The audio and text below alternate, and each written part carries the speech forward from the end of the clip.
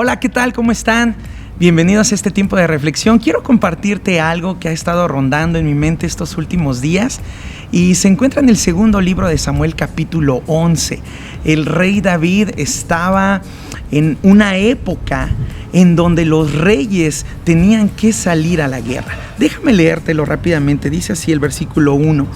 En la primavera del año siguiente, que era la época en que los reyes salían a la guerra, David envió a Joab y a sus oficiales y a todo el ejército para que atacaran a los amonitas y sitiaran la ciudad de Rabá. Pero David se quedó en Jerusalén.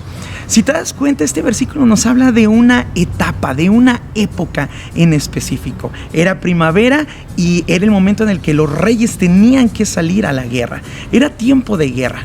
Si nosotros volteamos a lo que ha pasado en nuestra vida, nos podemos dar cuenta que hemos pasado etapas de enfermedad, etapas donde hemos tenido que estudiar, etapas en donde hemos tenido que pasar alguna problemática familiar, diferentes etapas. La Biblia también nos habla de esto. Isaías nos dice que tuvo una visión durante el año en el que murió el rey Usías. Entonces nos habla de un tiempo de dolor, de duelo. ¿Qué me dices de José? José interpretó un sueño en donde Dios les había dicho que 7 años vendrían de abundancia y después vendría otra etapa de 7 años de escasez.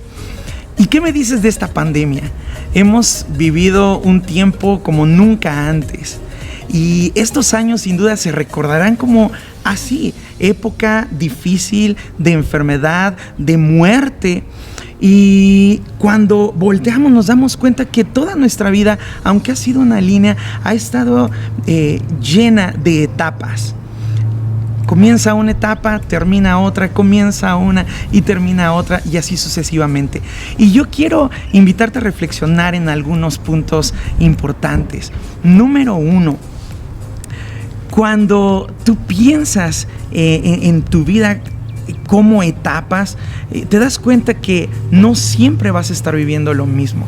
Te das cuenta que no todo será para siempre.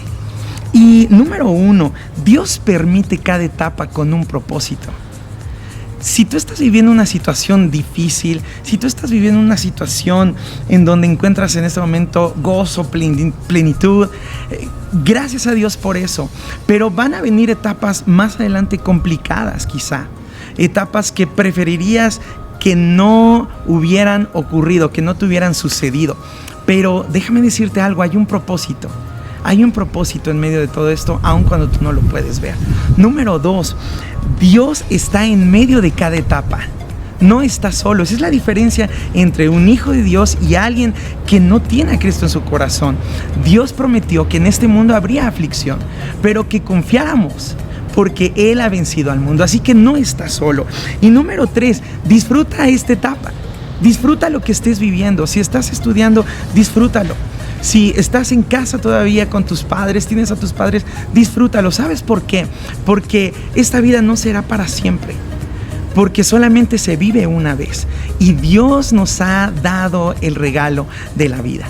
Muy bien, y en segundo lugar, David tenía una responsabilidad y no la cumplió. Déjame decirte algo. Identificar la etapa, identificar este momento, lo que estás pasando, te va a dar propósito, te va a dar sentido, te va a dar dirección. Vas a poder ubicar la necesidad de otros. Y cuando tú ubicas la necesidad de otros, entonces vas a moverte, vas a actuar. Tú necesitas estar viviendo esta etapa moviéndote en acción. ¿Sabes por qué? Porque necesitamos ser responsables con las cosas, con las herramientas que Dios ha depositado en nuestras manos. Necesitas ser responsable con las tareas que Dios te ha encomendado. De lo contrario, si tú no estás viviendo con sentido, con una dirección, con un propósito, tú vas a estar haciendo otras cosas que probablemente te llevarán a un fin totalmente diferente al que Dios tenía pensado para ti. Así que yo te animo, ya para terminar este tiempo, a que seas un siervo diligente. diligente, haciendo lo que tiene que hacer en el tiempo que lo tiene que hacer. Y esto sin duda va a llevarte a un lugar en donde vas a poder disfrutar con mayor plenitud las bendiciones de Dios. Que Dios te bendiga.